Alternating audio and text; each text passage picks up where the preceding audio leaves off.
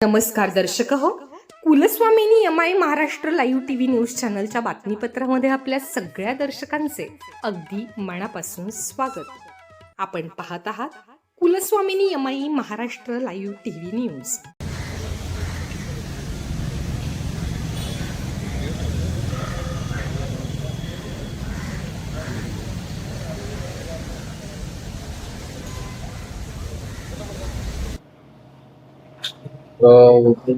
मागील काही दिवसांमध्ये वाहन चोरीच्या काही घटना घडलेल्या होत्या.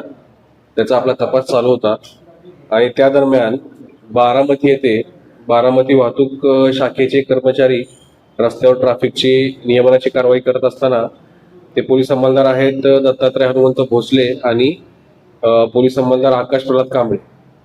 ते वाहतूक नियमन करत असताना त्यांना एक गाडीचा नंबर संशयास्पद वाटला, म्हणून त्यांनी त्याच्याबद्दल चौकशी केली. तर त्यांना आढळून आलं चलान मशीन मध्ये की या गाडीवर खेड पोलिसांनी ते गुन्हा दाखल आहे. मग चोरीचा गुन्हा दाखल आहे. त्यांनी ती गाडी ताब्यात घेतली, ते आरोपी तिथे ताब्यात घेतले आणि त्यांनी मग आपल्याला कळवलं की असा एक चोरीची गाडी सापडलेली आहे.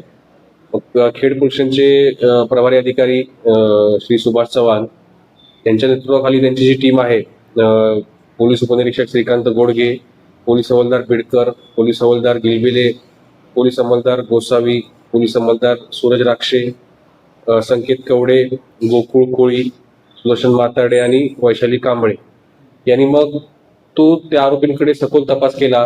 टेक्निकल पुरावे, तांत्रिक पुरावे, त्याचबरोबर या परिसरामध्ये इतर घडलेल्या चोरीच्या घटना यांची माहिती घेऊन अजून अत्यंत चांगला आणि शिस्ताफीने तपास केला आणि त्यांनी जवळपास 17 दुचाकी त्यांच्याकडून रिकव्हर केलेल्या आहेत.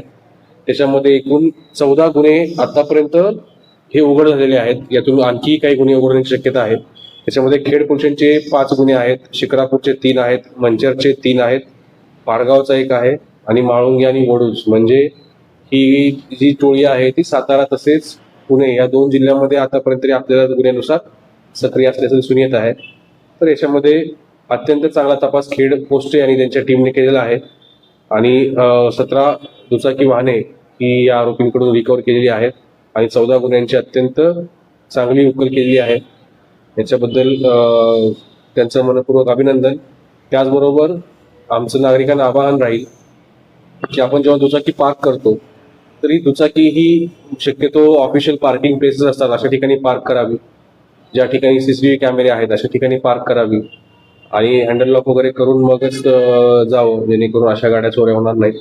आणि आपण जेव्हा दुचाकी खरेदी करतो कुणाकडून तर आपण खात्री केली पाहिजे की ती गाडी चोरीची तर नाही ना, त्याचे डॉक्युमेंट्स आहेत का, त्याचा मूळ मालक कोण आहे याची खात्री केल्यानंतर लोकांनी वाहन खरेदी करावे, जेणेकरून चोरीच्या गाड्या विकल्यानंतर परत मग अशा कुठल्या गुन्ह्यामध्ये अडचणीमध्ये येण्याचा प्रसंग येणार नाही.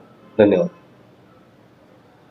चालू घडामोडींचे अपडेट्स जाणून घेण्यासाठी आपल्या Kulswamini MI Maharashtra live TV news चॅनलला जरूर सबस्क्राईब करा, लाईक करा, शेअर करा व कमेंट देखील करा. बेल आयकॉनवर प्रेस करा व नोटिफिकेशन्स मिळवा. पाहत रहा फक्त Kulswamini MI Maharashtra live TV news.